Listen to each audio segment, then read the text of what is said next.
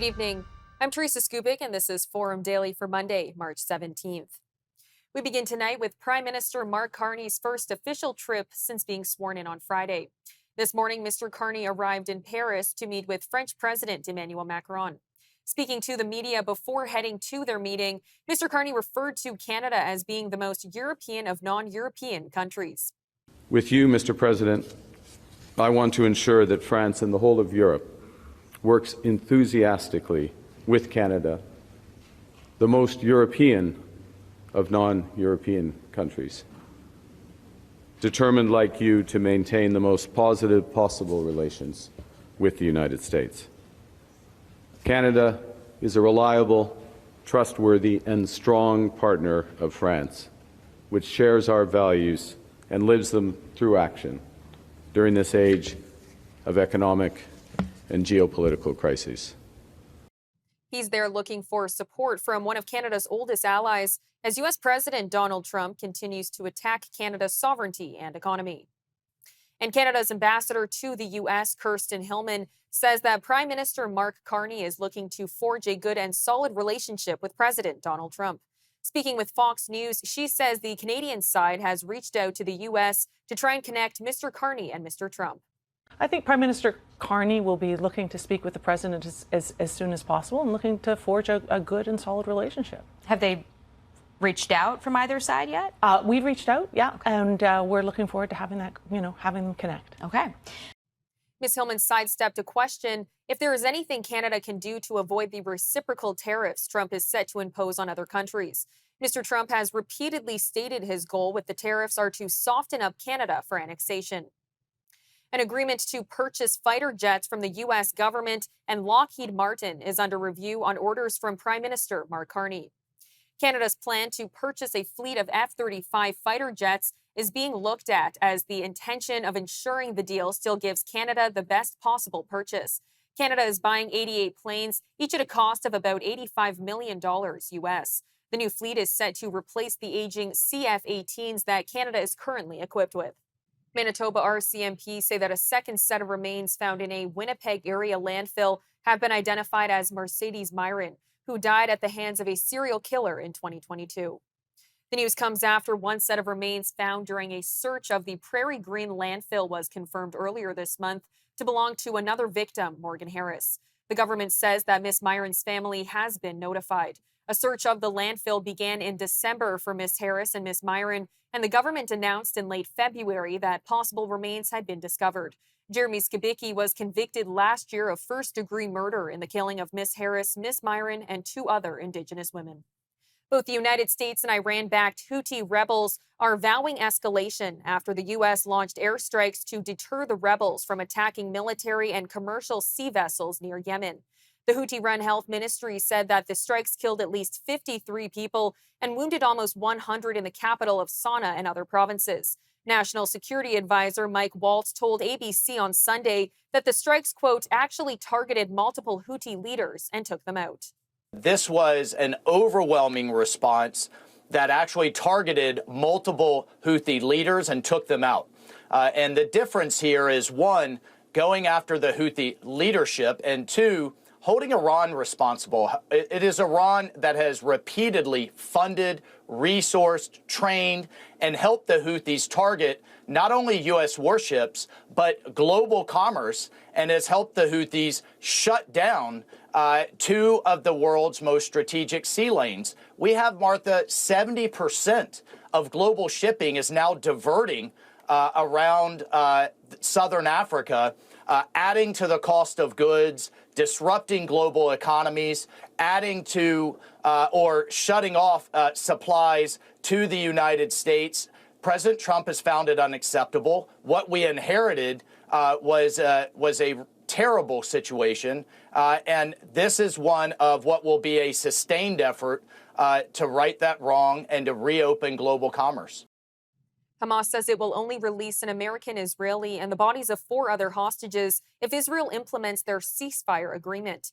The terror group calls it an exceptional deal aimed at getting the truce back on track. A senior Hamas official says that the long-delayed talks over the ceasefire's second phase would need to begin the day of the hostage release and last no longer than 50 days. Israel would also need to stop barring the entry of humanitarian aid, which was cut off 2 weeks ago. Israeli citizen spokesperson Asher Westrop Evans joined us earlier today for more on the negotiations. Well, I don't want to speak for Hamas specifically in this instance because they have their own sort of ways of obfuscating, and we're not necessarily hearing from them directly. What I will say is a proposal that was seemed to be on the table for a little while there was the idea of giving one U.S.-Israeli living hostage that remains, Eden Alexander, and the other four deceased American-Israeli hostages, and exchanging them on behalf of some additional Palestinian prisoners to be released from Israeli prisons, and of course to extend the ceasefire for a period that was not yet determined and not yet finalized, a certain period. That's been widely regarded as a non-starter by Israel, and even Steve Witkoff, the U.S. envoy, has not talked about that decision favorably. What was being proposed now is a bridging proposal, not even going into the full phase 2 proposal, is the release of 11 living hostages, which would most likely include Eden Alexander, in exchange for an ongoing ceasefire in the meantime, to take us through to the end of the Passover holiday period here in Israel, and of course the end of Ramadan, as a sort of period in order to keep going and give a little bit more time for the phase 2 negotiations to continue. Look, I mean, from Israel's perspective, at this point, the hostages must be returned. All remaining hostages, obviously a preference giving to the suspected live 24 hostages, 24 young men that are still believed to be alive. But, you know, there are 59 hostages still remaining. They need to be returned. They need to be brought back. And this is not a case of picking and choosing at this stage. But more importantly, it's about getting, a significant number back and not allowing Hamas to dictate the terms here. As a terror organization, as a terror army holding these hostages, we can't allow this sort of obfuscating and game playing to continue. We know for a fact that Hamas understands clearly that these hostages, the ones that they still hold, particularly the living hostages, but unfortunately also the deceased hostages that they hold ransom, are being held as an insurance policy for Hamas so that they can continue to build, they can continue to dig tunnels, and they continue to re-establish their power, grip, and control in Gaza and beyond. And that's what they'd like to see go on for the future. This cannot continue in dribs and drabs and dribbles. There must be something more substantial. And if we're to talk about anything like a meaningful phase 2 deal, which starts to see Israel pull out in its entirety from the Gaza Strip, and or any sort of reconstruction plan, whatever form that may ultimately take, it needs to be in exchange for all the remaining hostages. French President Emmanuel Macron has outlined plans for a military support force for Ukraine, but clarified it does not involve deploying large numbers of troops. Developed by France, the UK, and other nations in a coalition of the willing, it aims to send several thousand soldiers to key locations for training Ukrainian forces. Over the weekend, UK Prime Minister Keir Starmer outlined what the coalition could look like. We have to keep pushing ahead, pushing forward, and preparing for peace, and a peace that will be secure and that will last. And I think that means strengthening Ukraine so they can defend themselves, and strengthening, obviously, in terms of military capability, in terms of funding, in terms of the provision of further support from all of us to Ukraine. Secondly, being prepared to defend any deal ourselves through a coalition of the willing. We've begun that process, and this morning we can take it forward. And then thirdly, and really importantly, given the developments of the last few days, to keep the pressure on Putin to come to the table. And I think collectively we've got a number of ways that we can do that. And so it's those three heads really that we're going to focus on in this meeting: strengthening Ukraine, being prepared to defend any deal ourselves through a coalition of the willing, and keeping that pressure on Russia at this crucial time. U.S. President Donald Trump says he will be speaking with Russian President Vladimir Putin on Tuesday. He told reporters of the upcoming conversation while he was flying from Florida to Washington last night. We learned a lot. We're doing pretty well, I think, with Russia. And we'll see if we have something to announce maybe by Tuesday. I'll be speaking to President Putin on Tuesday. And a lot of work's been done over the weekend.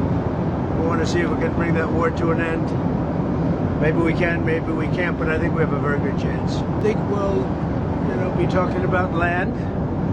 It's a lot of land. It's a lot different than it was before the wars, And we'll be talking about land. We'll be talking about power plants. That's up, that's a big question. But I think we have a lot of it already discussed very much by both sides. After the break, we'll be joined by Liberal strategist Andrew Perez for more on Mark Carney and the carbon tax. Now, I want to start with the accusations that the document Mr. Carney signed was a fake document. What are you making of the Conservatives' claims here? That's really political spin from the Conservatives, Teresa. Carney, his first order of business on Friday, once he was sworn in as Prime Minister, was to sign a prime ministerial directive. Prime Minister Mark Carney is being accused by Conservatives in Canada of signing a fake document to lift the carbon tax. The signing ceremony happened when Mr. Carney allowed the media in to witness the end of the inaugural cabinet meeting.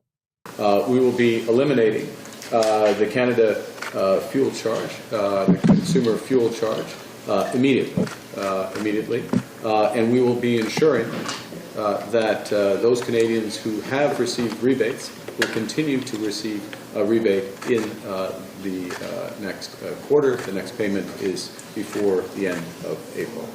This will make a difference to hard-pressed Canadians, but it is part of a much bigger set of measures that this government is taking to ensure that we fight against climate change, that our companies are competitive, and the country moves forward. So it's my honor, on behalf of my colleagues, to sign this order.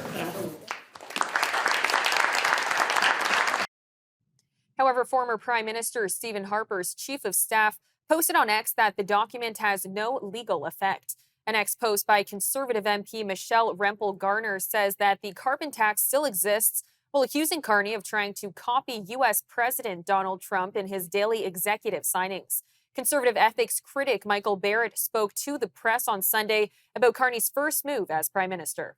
Your party seems to be accusing the Prime Minister of not actually getting rid of it and raising questions about the document that was signed on Friday. What's your argument there?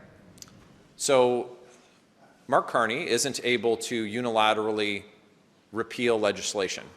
So this is the exactly. And so as noted by this member of the media, Mark Carney is not repealing the carbon tax.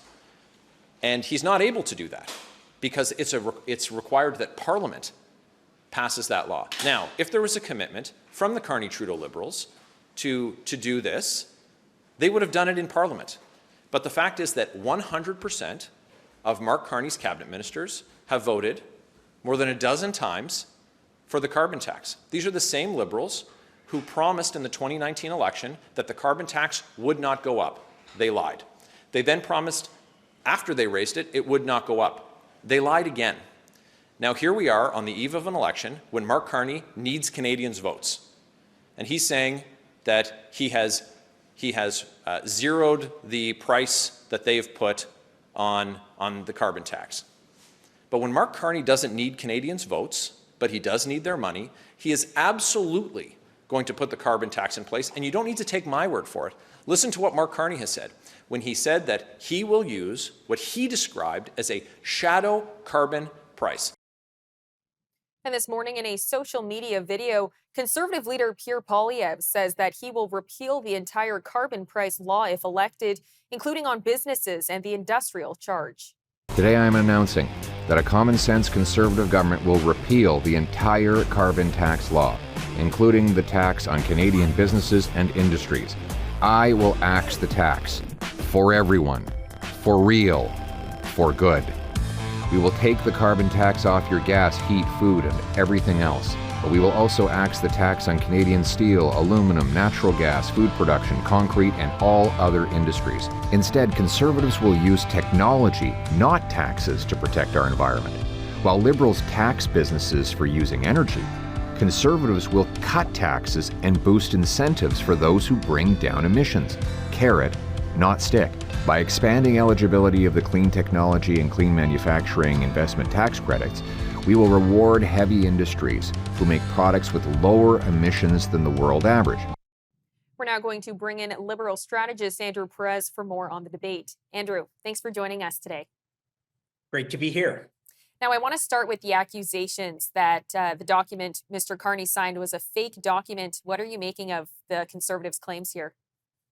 That's really political spin from the Conservatives, Teresa. Carney, his first order of business on Friday, once he was sworn in as prime minister, was to sign a prime ministerial directive, which essentially ordered the price on carbon to zero, which essentially scraps the consumer carbon tax for the time being. Now, of course, Parliament is not sitting, and we're likely to be plunged into a federal election within days. And so the new government, whether it's a Liberal government or a Conservative government, can at that point bring forward formal legislation in Parliament to officially axe the consumer carbon tax. But for all intents and purposes, it has been scrapped.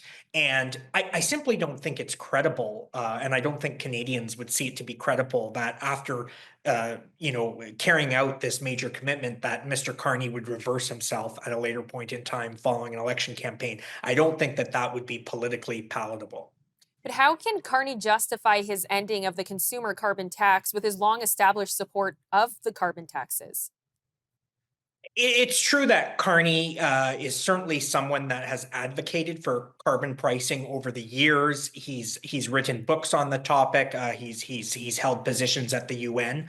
But I think in politics, it's important to be humble and to really read the room. And it's clear over the last 2 years, emerging from the pandemic, that inflationary pressures, the affordability crisis has really impacted everyday Canadians. And that's been felt at the pumps as a result of the consumer carbon tax. And Mr. Carney, throughout the leadership race, was clear that his first order in government, if he won the leadership, would be to scrap the consumer carbon tax. He acknowledged that it had become divisive. It had become something that had pitted Canadians against one another and no longer had broad public support. And so I think Carney, yes, has changed his position, but he's recognized where the public is. And I think that's showing leadership.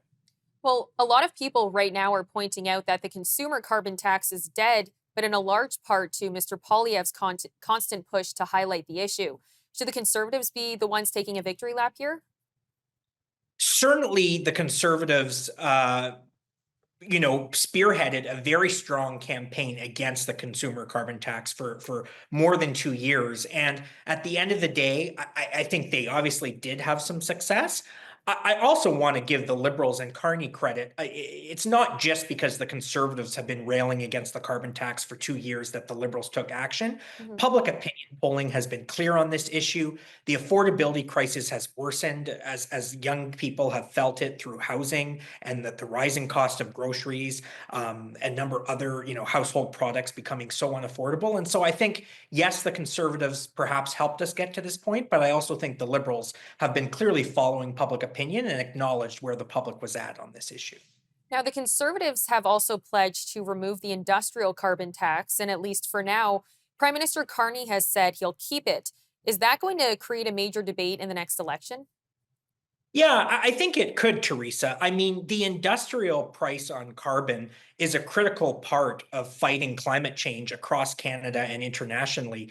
The industrial tax, known as the output-based pricing model, has been seen to actually cut down carbon emissions by 3 times more than the consumer carbon tax. So the consumer carbon tax, another reason why it was scrapped, is it really wasn't having the effect that perhaps was initially hoped for. It's really the industrial price on carbon that has cut down on our emissions the most, and it's critical to carbon capture and storage and other clean energy, green technologies. It's critical to those technologies working. And so I think it's a critical part of the mix when it comes to fighting climate change in Canada. And I think that the Conservatives will have to account for why they think it's good public policy to scrap the industrial tax on carbon. And I'll look forward to that debate, because the Conservatives have been laggards when it comes to fighting climate change and putting forward bold policies. We know this is an existential crisis, and they have been laggards over the past several years. So I'll be looking forward to more detail on how this Conservative Party plans to fight climate change moving forward. But how does Carney justify keeping the industrial carbon tax, given that it ultimately makes things like steel and aluminum more expensive, given we're in a trade war right now? Well, I mean, that does complicate matters, but a number of environmental groups just today, since Pierre Poilievre came out against the industrial price on carbon, have already put out statements saying that actually the industrial price doesn't really impact consumers all that much, if at all. It was the consumer price that was impacting them, in spite of the fact that Canadians were receiving rebates. And I'd note, Teresa, that in spite of Carney taking this action on Friday, Canadians will still receive their carbon tax rebate on April 15th. Now, some have argued that Carney at the head of the Liberal Party is a return to the Chrétien Martin era. Do you think that this is accurate? I mean, we're in a completely different era now, 25 years after the Chrétien Martin era. But I do think Carney's ascension to the Prime Minister's office does represent what I call a return to the radical center, a centrist liberal approach that balances social progress and progressive social policy with fiscal discipline and a focus on the economy. As Carney has said, we can't redistribute money that we don't have. Well, Andrew, thank you so much for the time. Thank you for your time. Take care. All right, stay tuned. When we return from the break, we'll be speaking with Brendan Caldwell from Caldwell Securities Limited for an update on the Canada-U.S. trade war. So let's talk about the specifics. What is a trade surplus and how does that work? Well, a trade surplus is if you're exporting more of your goods to other countries than they're importing. So Canada has a trade surplus with the U.S. Most of that is energy, where our relatively cheap energy, oil sands and Quebec hydro. New Brunswick's premier says that her meeting with the governor of Massachusetts about strengthening the relationship between the province and state amid Washington's new trade war was productive.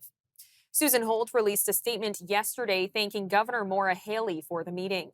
She says it's crucial that New Brunswick and Massachusetts maintain a strong and open relationship and stand together to defend their common interests as they both face the threat of tariffs imposed by the Trump administration. Ms. Holt says that New Brunswick is the most dependent province on the U.S., with 92% of its exports destined for the American market. Some Canadians have joined a wave of Tesla takedown protests happening across the United States and parts of Europe.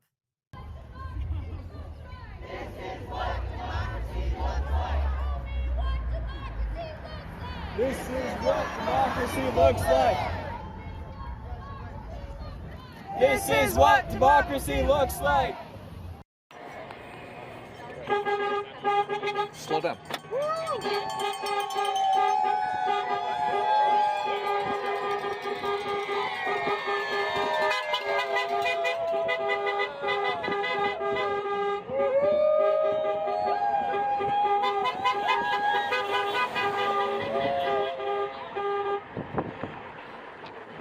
Protesters in several cities say they've been moved to act by Elon Musk's interfering in politics and the Tesla CEO role in advising U.S. President Donald Trump.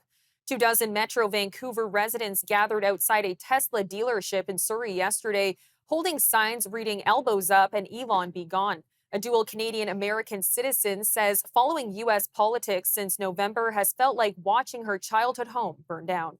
And with the tensions between Canada and the U.S. at what feels like an all-time high, I'm now joined in studio by Brendan Caldwell, director at Caldwell Securities Limited, for an update on the trade war and its impact. Brendan, thanks for joining us today. Well, it's really nice to be here in person. Now, I want to start with taking a step back from the trade war, because that's all anyone seemed to want to talk about. Yes. So let's talk about the specifics. What is a trade surplus and how does that work? Well, a trade surplus is if you're exporting more of your goods to other countries than they're importing. So Canada has a trade surplus with the U.S. Most of that is energy, where our relatively cheap energy, oil sands and Quebec hydro, goes down to the United States. So we power the United States. Now, to the extent the U.S. has a trade deficit, the opposite, with other countries, including Canada, that's not necessarily a bad thing, because they are getting material, goods in, and in exchange, they're just giving out paper. They're giving out American dollars. So they because they are the world's reserve currency, are able to get real stuff in exchange for something they just print. So a trade surplus can be a good thing, but a trade deficit's not necessarily a bad one. Now, there has been a debate on how much a tariff is passed on to the consumer. Does it depend on the product, or is it always kind of the same rate? It really depends on how elastic there and how big a margin there is. So if you're on a very tight margin product, and food is very much in this category, and this is really relevant. I mean, my little church has got 500 families lined up every week out of our to access our food bank, which is not something we even saw in the Great Depression, and that's before all this. So something like food, where the margins are fairly narrow, quite a lot of it gets passed on. I don't know, computers and other maybe high-tech things have a little bit more margin to work with. Some other goods, steel, aluminum, well, they trade at the world price. So quite a lot ends up getting passed along, and eventually all of it gets passed along. It's just a question of when. Now, you recently had a full-page ad in both the Globe and Mail and the National Post for Prime Minister Carney. How would you personally deal with the tariffs if you were asked by the Prime Minister?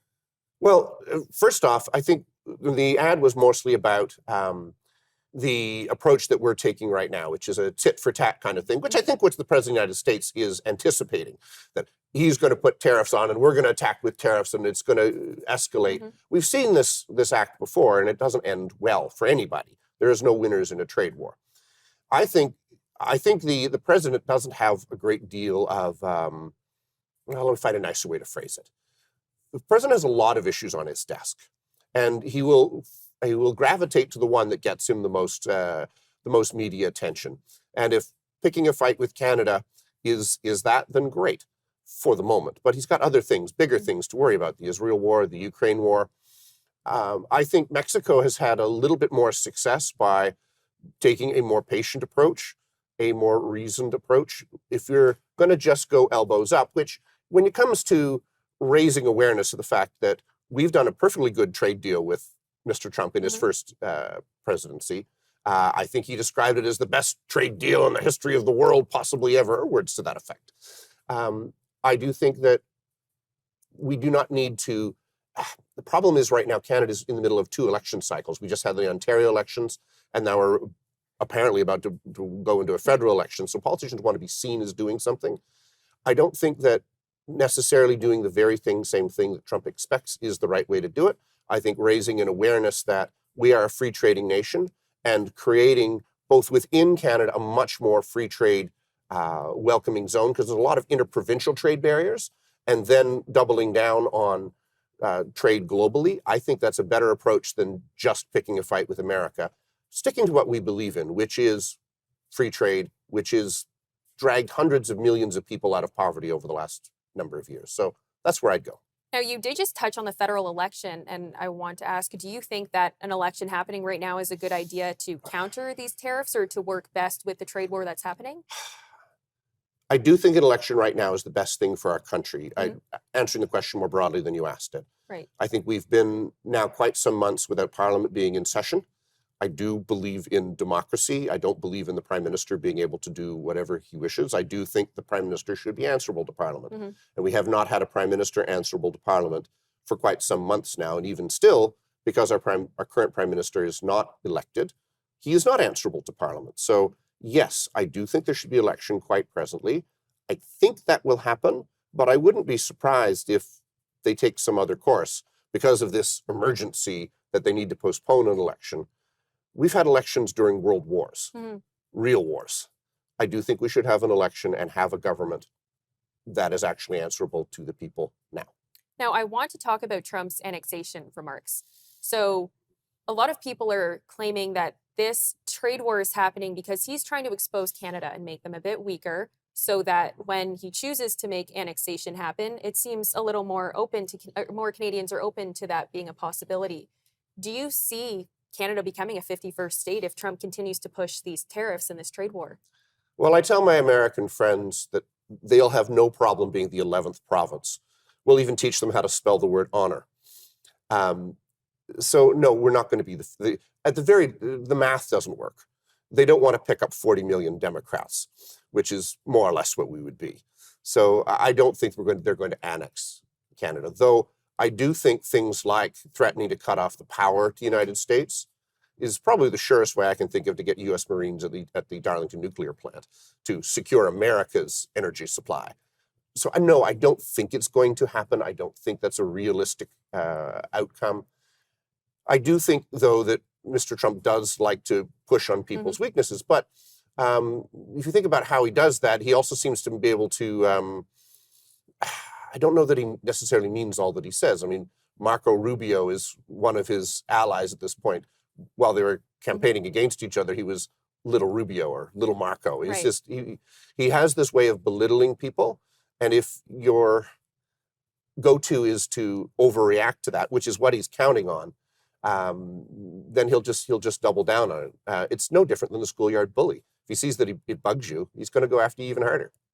Now, with the luck of the Irish on your side, I'd like to ask you about the volatility in markets. Is this an investment opportunity? Well, I think any time is an investment opportunity, good times and bad times. And as you pointed out to me off air, my wardrobe is sorely lacking for St. Patrick's Day. So happy St. Patrick's Day to you. Yes, I do think that volatility is a good time to begin to invest. If somebody has X dollars, if they had $100,000 they wanted to invest, there is no harm in starting with 10,000, because the thing is, if you don't actually do anything to start with, it's very hard to pick a moment, because either market keeps getting worse or it keeps getting better. If it keeps getting worse and you haven't done anything, you'll keep waiting and waiting and waiting. If it gets better, you'll wait till it comes back to where it was. So I think if you start with a little bit, the second decision becomes easier. Well, Brendan, thank you so much for the time today. Thank you, Teresa. All right, coming up after the break, we'll be turning to the dispute between Energy Minister Jonathan Wilkinson and Canada's independent parliamentary budget officer with the help of Rahim Mohammed from the National Post. The current PBO, Yves Giroux, he is a 2018 Trudeau appointee. He is an independent officer of Parliament. As the parliamentary budget officer, he has a pretty limited purview and scope in terms of how he now analyzes things. And this is the latest of a few different reports that the Giroux-led PBO has put out relating to different climate policies that have shown that these policies are going to have a cost in terms of prices, in terms of employment, in terms of economic growth. So it's very important that he's not saying that these are bad policies, but he has a limited mandate. Canada's independent parliamentary budget officer and Energy Minister Jonathan Wilkinson appear to be at odds over the impact of Ottawa's previously announced climate plans. We spoke with the National Post Rahim Mohammed last Friday about the dispute. The current PBO, Yves Giroux, he is a 2018 Trudeau appointee. He is an independent officer of Parliament. As the parliamentary budget officer, he has a pretty limited purview and scope in terms of how he now analyzes things. And this is the latest of a few different reports that the Giroux-led PBO has put out relating to different climate policies that have shown that these policies are going to have a cost in terms of prices, in terms of employment, in terms of economic growth.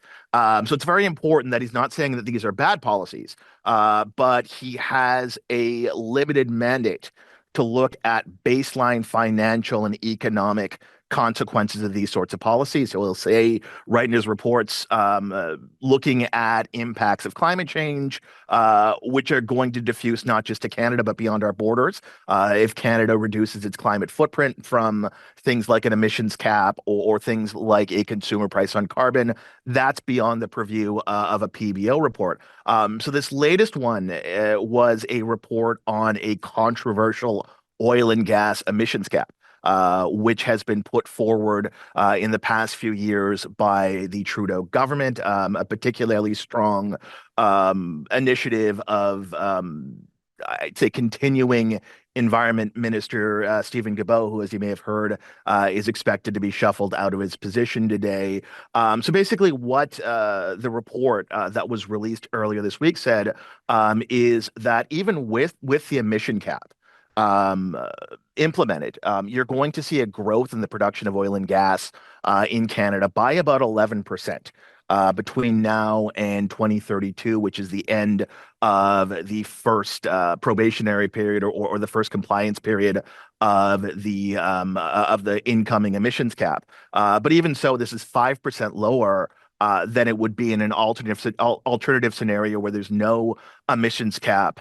And the emissions cap will have a hit of employment of between 40 to 50,000 jobs between now and the end of the compliance period in 2032. And it will also have a hit of about 0.4% in Canada's national GDP. Obviously, those losses are going to be concentrated in three provinces, Canada's three oil and gas producing provinces, Alberta, Saskatchewan, and Newfoundland.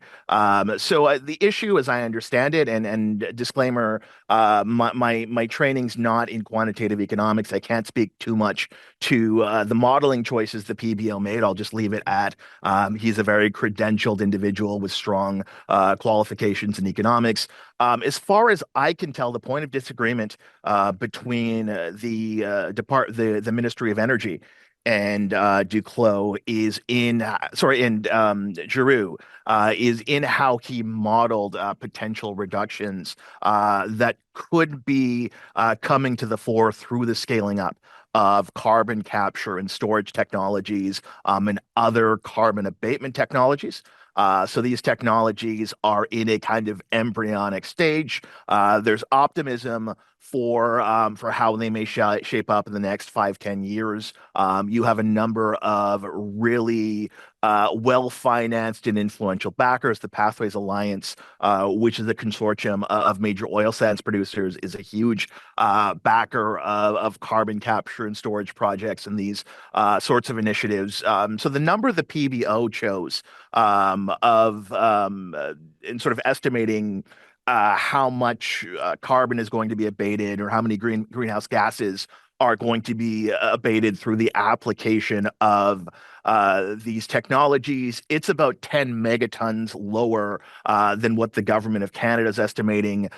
So this modeling decision, it provoked, I think, an uncharacteristically blunt response from Energy Minister Jonathan Wilkinson. So this isn't the first time the Minister of Energy, the Minister of Environment, other Trudeau cabinet officials have criticized a PBO report relating to a climate policy, but the criticism was especially blunt. Coming from Wilkinson, Wilkinson basically said the report was a waste of the PBO's time. It was a waste of taxpayer dollars. It models a totally imaginary scenario, which is nothing in line with what the government has proposed doing. So that statement came out, I believe, on Wednesday night, kind of within 24 hours of when the PBO report came out, which prompted an uncharacteristic reply from the PBO itself on Thursday, which basically there was a page-long factual supplement that addressed I think the term they used was misrepresentations in the media. Didn't address the federal government or the Minister of Energy personally, but you can kind of read between the lines. So it was basically they addressed how they felt the report was being misrepresented in the media and kind of doubled down on defending some of the more modest and more conservative projections that they made about scaling up carbon capture and utilization and storage and what was realistic in the next 5 to 7 years. They basically said kind of one of the big discrepancies between their numbers and the federal government's numbers relates to a major project in the Alberta oil sands, which the consortium leading the project themselves said that putting in the carbon tax will make the project less feasible, will reduce regulatory certainty, will create a suboptimal regulatory climate for pursuing these sorts of decarbonization. projects. So the PBO, one of the decisions it made was to exclude, I believe, 10 megatons that potentially would be recouped or would be abated through this project from its analysis. And part of the supplement was in defending this modeling choice. So it's all very high level, but it breaks down to a disagreement over what carbon utilization and storage is going to look like in 5 to 7 years' time, and how much carbon from Canada's atmosphere, those sorts of technologies and those sorts of decarbonization efforts are going to abate, and also how many jobs carbon capture and storage related technologies are going to create, from research and development to the manufacturing and implementation of some of these devices. A SpaceX capsule has arrived at the International Space Station, delivering the replacements for NASA's 2 stuck astronauts. The new crew pulled up Sunday, just 29 hours after blasting off. Onishi, the first Crew 10 astronaut through the hatch, followed by Peskov.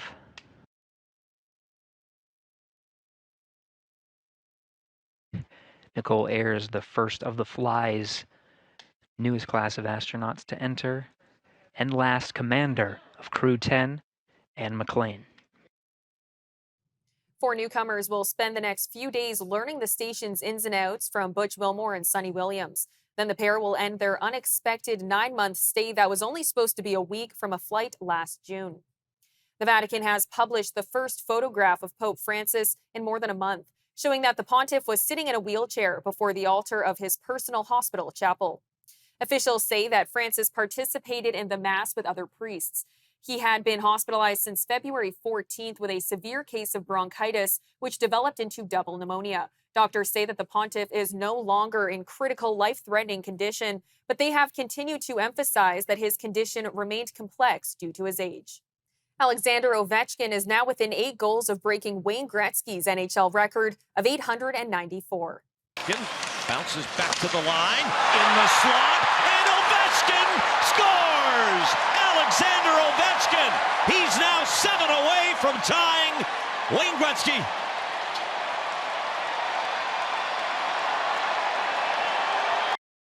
On Saturday, Ovechkin got 1 goal closer with 887 in his career, with a goal against the San Jose Sharks. The Great Eight will continue his chase for Gretzky's mark on Tuesday against the Detroit Red Wings.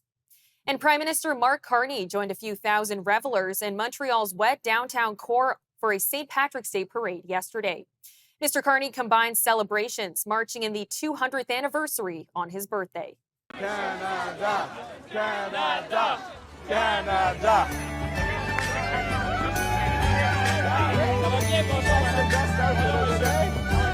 Be a fireman.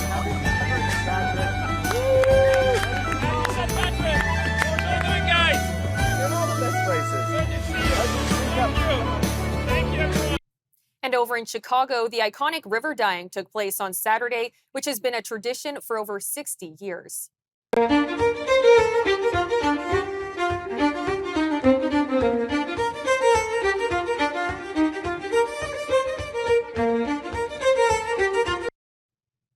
I'm Teresa Skubic, and that'll do it for your look at national and international news for today.